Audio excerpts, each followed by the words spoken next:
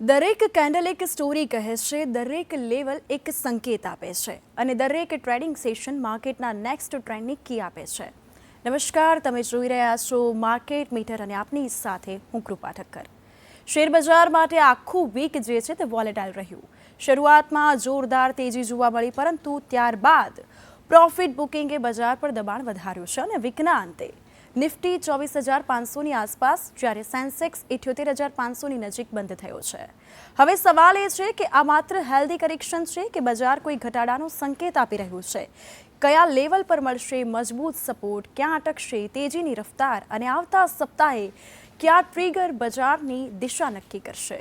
આ સપ્તાહની દરેક મોટી માર્કેટ મૂવમેન્ટ અને આવતા સપ્તાહના મોટા ટ્રિગર્સ પર આજે વિગતવાર ચર્ચા કરીશું આજના માર્કેટ મીટરમાં.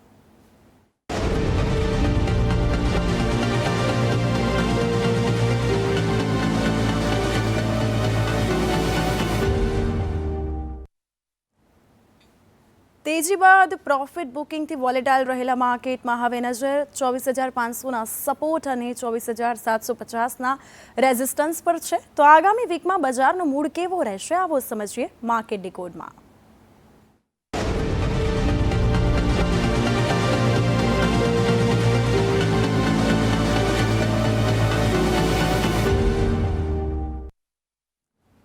આ વીકનું માર્કેટ આખું વોલેટાઇલ રહ્યું છે. 3 ઓગસ્ટે શાનદાર તેજી અને એ બાદ બજારમાં પ્રોફિટ બુકિંગ જોવા મળ્યું છે. સપ્તાહના અંતે સેન્સેક્સ 455 પોઈન્ટ, જ્યારે નિફ્ટી 65 પોઈન્ટ ઘટી છે. બેંક નિફ્ટી પર દબાણ રહ્યું છે, જ્યારે મિડકેપમાં ખરીદી જોવા મળી. સેક્ટર વાઇઝ જો વાત કરીએ તો બેન્કિંગ અને પીએસઈમાં વેચવાલી સામે આવી છે. ખાસ કરીને ઓટો અને આઈટીમાં જોરદાર તેજી રહી છે. સપ્તાહના હીરો શેર્સ અને ઝીરો શેર્સ આપ સ્ક્રીન પર જોઈ શકો છો. એટલે માર્કેટનો મૂડ હાલ રેલી પ્રોફિટ બુકિંગનો છે અને હવે નિફ્ટી માટે 24,500થી 24,450નું સપોર્ટ ઝોન, 24,650થી 24,750નું રેઝિસ્ટન્સ ઝોન મહત્વનું રહેશે. આગામી વીક નિફ્ટી આ રેન્જમાં કઈ દિશા પકડે છે તેના પર માર્કેટનો આગળનો જે ટ્રેન્ડ છે તે નક્કી થશે.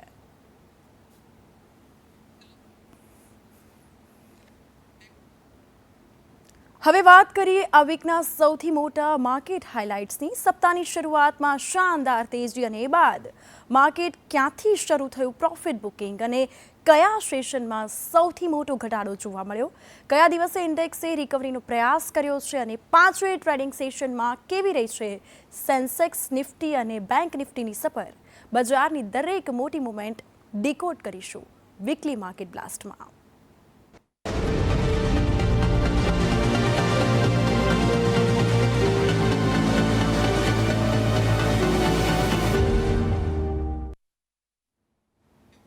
હવે સમય છે એક્સપર્ટ વ્યૂનો. શેરબજારની આગામી દિશા, રોકાણકારો માટેની તક, ગોલ્ડ સિલ્વરના આઉટલુક અંગે આજે ચર્ચા કરવા માટે આજે આપણી સાથે જોડાયા છે market expert Ashwin Shah, big big અને જ્વેલર્સ એસોસિએશન અમદાવાદના પ્રેસિડેન્ટ જીગર સોની. આ બંનેનું સ્વાગત છે સંદેશ ન્યૂઝના માર્કેટ મીટરમાં. પહેલા હું અશ્વિનભાઈ આપની પાસે આવીશ. આપને પૂછવા માંગીશ કે આ વીકના અંતે નિફ્ટી 24,500ની આસપાસ આવી ગયો છે. હવે 24,500 તૂટે તો કરેક્શન કેટલું ઊંડું જઈ શકે?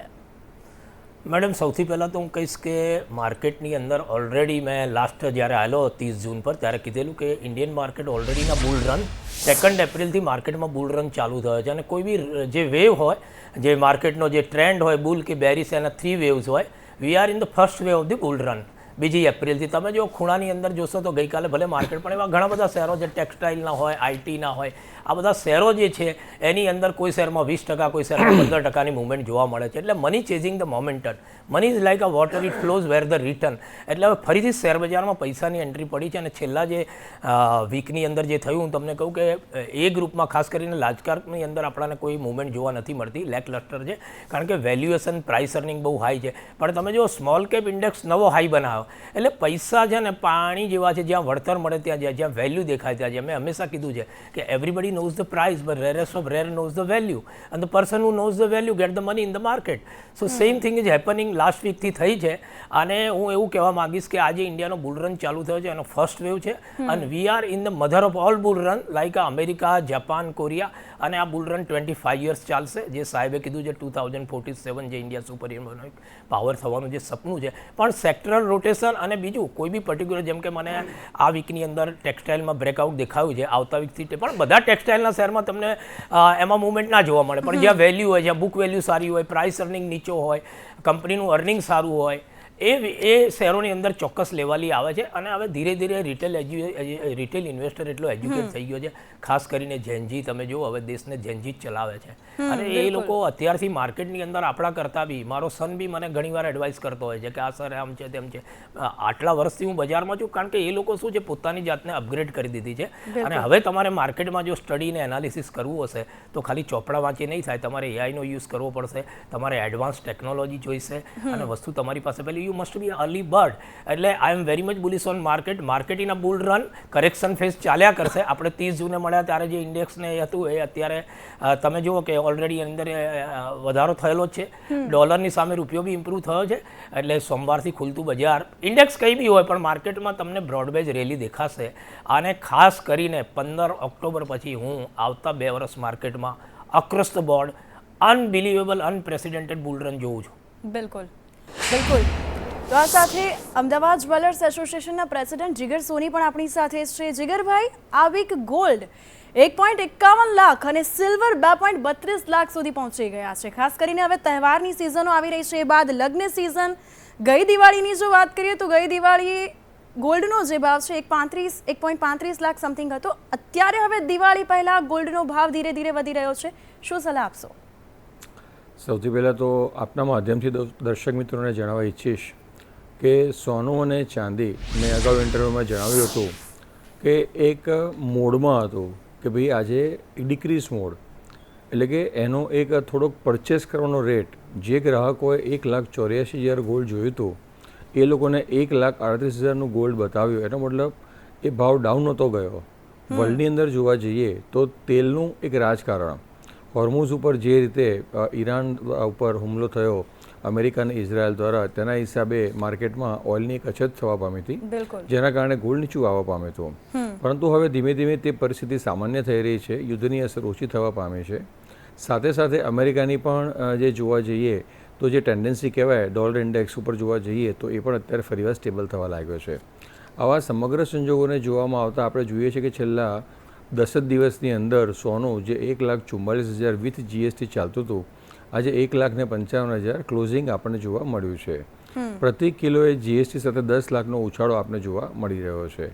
આપણે વાત કરી દિવાળી, તો આ દિવાળીએ મારું માનવું છે કે 1,70,000થી 1,80,000નો ભાવ જે આપણે થોડાક સમય પહેલાં, એટલે કે 4 મહિના પહેલાં જે જોયો તો એ ફરી પાછું તમને જોવા મળશે, મને એવું લાગી રહ્યું છે.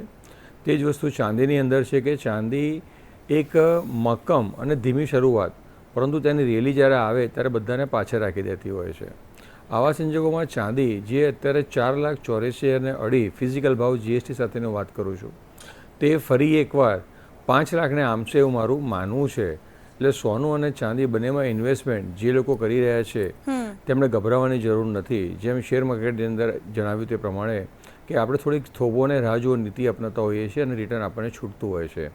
બેંક એફડી કરીએ તો 10 વર્ષની કે 5 વર્ષની એફડી કરીએ છીએ અથવા વર્ષની એફડી કરીએ છીએ. તેમ સોના ચાંદીમાં કોઈપણ પ્રકારનું રોકાણ જો તમે લાંબા સમયગાળા માટે કરશો તો તમને આવનારા સમયમાં સોનું 2 લાખથી 2.5 લાખની વચ્ચે જોવા મળી શકે અને ચાંદી 5થી 7.5 લાખ વચ્ચે આવે તો કોઈ નવાઈ પામતા નહીં. બિલકુલ બિલકુલ.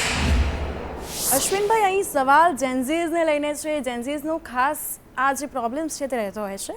ખાસ કરીને અત્યારે સોશિયલ મીડિયા પર જે પ્રકારે ઇન્વેસ્ટમેન્ટને લઈ ટિપ્સ આપવામાં આવતી હોય છે, ઇન્ફ્લુએન્સરની વાતોમાં આવીને જેન્ઝીઝ રોકાણ કરી દેતા હોય છે અને ખાસ કરીને ઝડપી પ્રોફિટ મેળવવા માટે તે રોકાણ કરી દેતા હોય છે. તેમને શું આપ માર્ગદર્શન આપશો?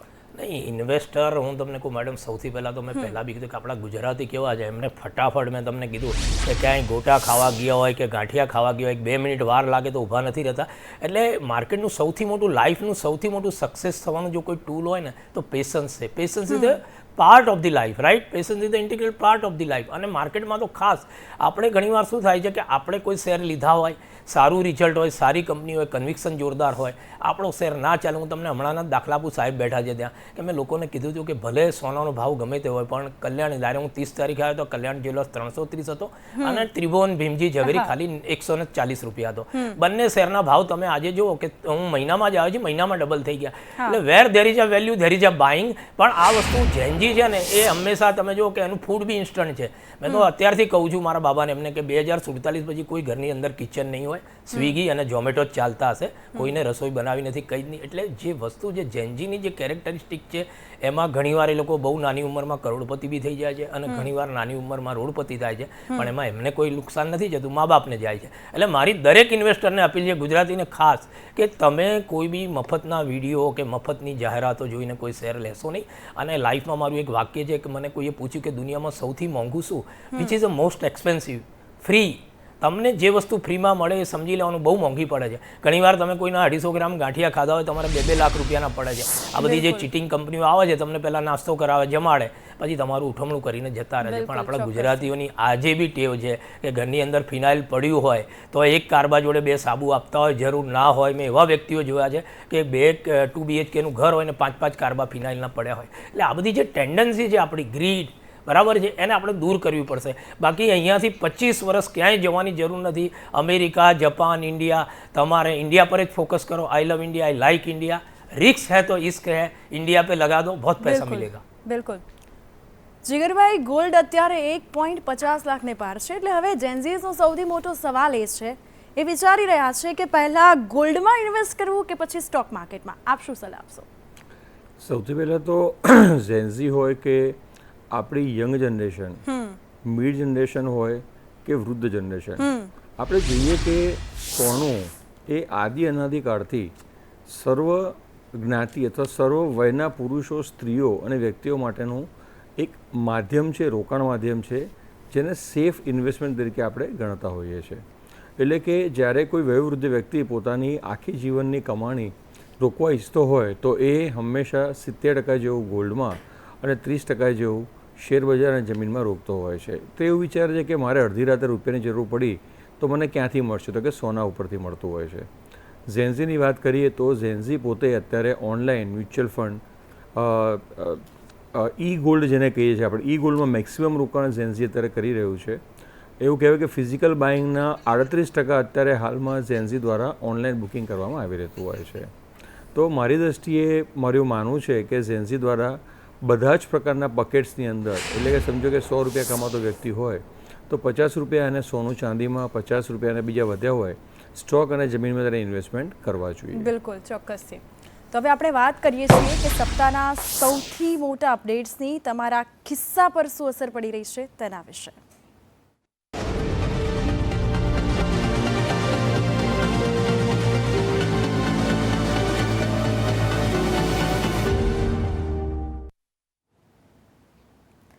હવે વાત કરીએ આ વીકના એવા 2 મોટા અપડેટ્સની કે જેની સીધી અસર તમારા ખિસ્સા પર પડી શકે છે. સૌથી પહેલાં વાત કરવી છે ખાદ્ય તેલની.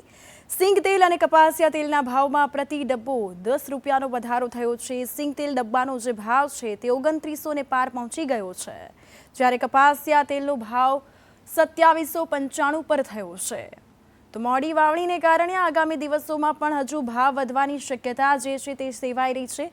બીજી તરફ તહેવારોની સિઝન આવી રહી છે, એટલે બીજી તરફ તહેવારોની સિઝન પહેલાં ખાંડના ભાવમાં 8 થી 15% સુધીનો વધારો થયો છે. ખાંડની જો વાત કરીએ તો ખાંડના ભાવમાં ઉત્પાદન અંદાજ કરતાં 5% ઓછું રહેતા જથ્થાબંધ બજારમાં છેલ્લા 1 મહિનામાં પ્રતિ ક્વિન્ટલ 400 રૂપિયાનો વધારો નોંધાયો છે. એટલે આ વીક મોંઘવારીની અસર જે છે તે માત્ર રસોડા પૂરતી નથી. તેલના ભાવમાં એક તરફ મોંઘવારી આવી છે, એ બાદ ખાંડના ભાવમાં પણ પ્રતિ ક્વિન્ટલ 400 રૂપિયાનો વધારો જે છે તે નોંધાયો છે. એટલે હવે આ વીકની જો વાત કરીએ તો મોંઘવારીની અસર હવે માત્ર રસોડા પૂરતી નથી રહી, પરંતુ આવનારી તહેવારોની મીઠાશ પર પણ તેની અસર પડી શકે છે અને સામાન્ય પરિવારનું જે બજેટ છે તે વધુ હજુ મોંઘું થઈ શકે છે.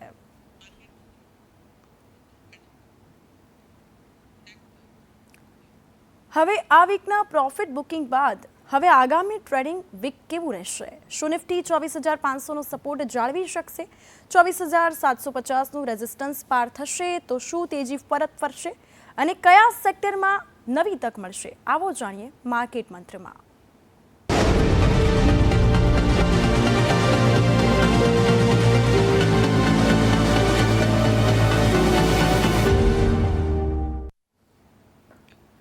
અશ્વિનભાઈ, હવે આપને એ પૂછવા માંગીશ કે બેંક નિફ્ટીમાં સતત દબાણ જોવા મળ્યું છે.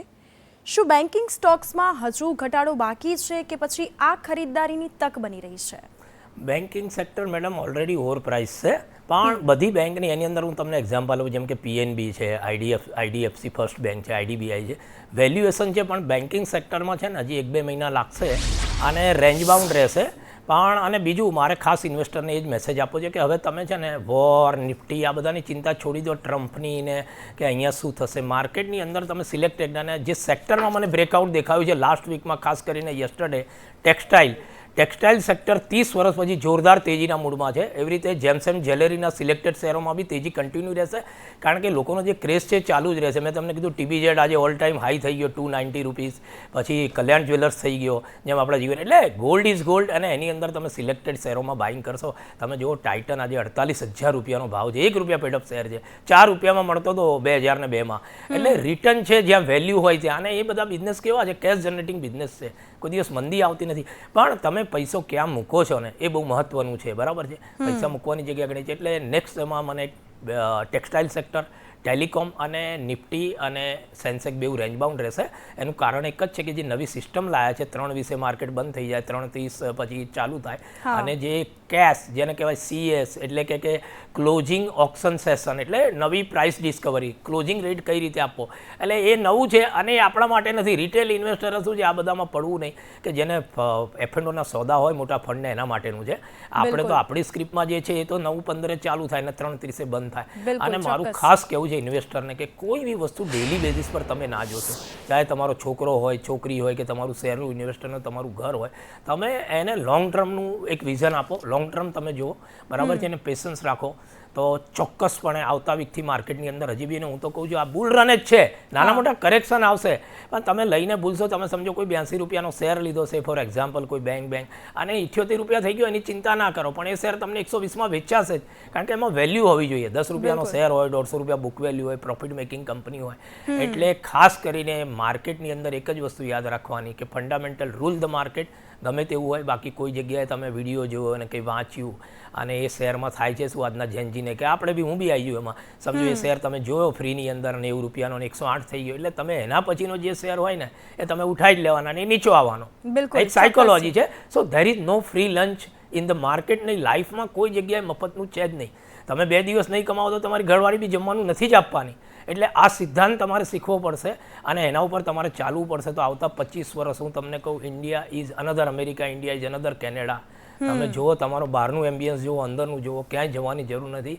અને lots of money in the Indian market, Indian equity, પણ પેશન્સ મસ્ટ દેર. અને બીજું સાચા રસ્તે કામ કરજો, ઇન્વેસ્ટમેન્ટનું કરજો, સટ્ટાબાજી ના કરતા, જેના કારણે તમારા ફેમિલીને બિલકુલ અશ્વિનભાઈ, બિલકુલ. જીગરભાઈ, આપને પૂછવા માંગીશ કે ગોલ્ડમાં માત્ર એક સપ્તાહમાં 8,300નો ઉછાળો આવ્યો, એટલે આટલી તેજી પછી પ્રોફિટ બુકિંગ કરવું કે પછી હોલ્ડ કરવું? મારી દૃષ્ટિએ અત્યારે થોડુંક પ્રોફિટ બુકિંગ કરવું જોઈએ, પરંતુ જો તમે તેને જાળવી રાખશો તો આવનારા સમયમાં લોંગ રૂટની અંદર તમને સોનું ને ચાંદી ક્યારે દગો નહીં આપે. એક જૂની ઉક્તિ છે કે old is gold but gold is never old. એ ઉક્તિને સાર્થક કરતો ભાવ આજે આપણે જોવા મળી રહ્યો છે. જે રીતે મોંઘવારી વધી રહી છે, એક વખત મોંઘવારી વધે પછી ત્યારે ક્યારે નીચે નથી આવતી, તે જ રીતે મોંઘવારીને હંમેશા નાથવા માટે તમે ગોલ્ડનો ભાવ જોશો તો એ જ દરે હંમેશા વધતો આવ્યો છે. પાછલા વર્ષોમાં પણ આ એક ઇતિહાસ રહેલો છે અને આવનારા વર્ષોના ભવિષ્યમાં પણ તમને જોવા મળી શકે છે. ચોક્કસ.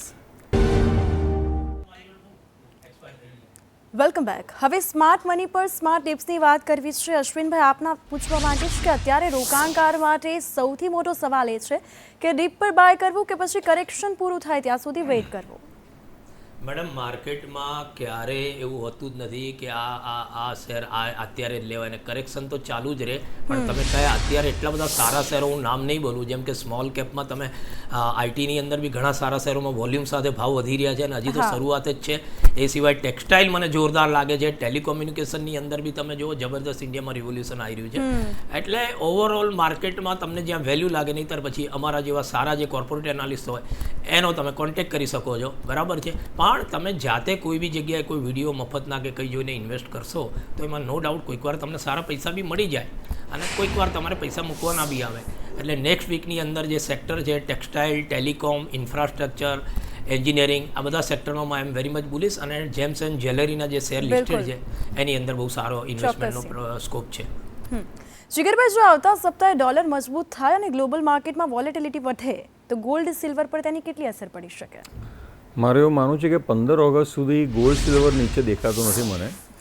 ત્યારબાદ નાનું કરેક્શન આવે તો તે બાઇંગ કોલ છે અને હવે પછીના જે તહેવારો આપણે આવી રહ્યા છે ભારતની અંદર, ઇન્ડિયા ઇન્ટરનેશનલ જ્વેલરી શો અત્યારે ચાલુ છે અને છેલ્લા 10 વર્ષથી જોવા જઈએ તો IIJS આવતાની સાથે જ ભાવનો વધારો આપણે જોવા મળતો હોય છે કારણ કે સેન્ટિમેન્ટ બાઇંગ તરફ વળતું હોય છે. સરવાળે આવનારા વર્ષોની અંદર ફરી એકવાર ગોલ્ડ અને સિલ્વર એક નવી ઊંચાઈ પ્રાપ્ત કરશે તેને અનુલક્ષીને મારું એવું માનવું છે કે આપ સૌ દ્વારા આપના માધ્યમથી સોનું અને ચાંદીમાં ખરીદારી ધીમે ધીમે ચાલુ કરી દેવી જોઈએ. ચોક્કસ. જીગરભાઈ અને અશ્વિનભાઈ, આપ અમારી સાથે જોડાયા અને દર્શકોને ખૂબ સરસ માર્ગદર્શન આપ્યું એ બદલ આભાર આપનો. તો આ હતું આ વીકનું market meter weekly market updates. મોટા સમાચાર, એક્સપર્ટ વ્યૂ અને નેક્સ્ટ વીકના આઉટલુક વિશે ચર્ચા કરી. હવે આગામી સપ્તાહે બજાર કઈ દિશામાં આગળ વધે છે તેના પર સૌની નજર રહેશે. ફરી મળીશું આગામી સપ્તાહે માર્કેટના નવા અપડેટ્સ સાથે. ત્યાં સુધી જોતા રહો સંદેશ ન્યૂઝ, કારણ કે પૈસા બોલશે, માર્કેટ ખુલશે. નમસ્કાર.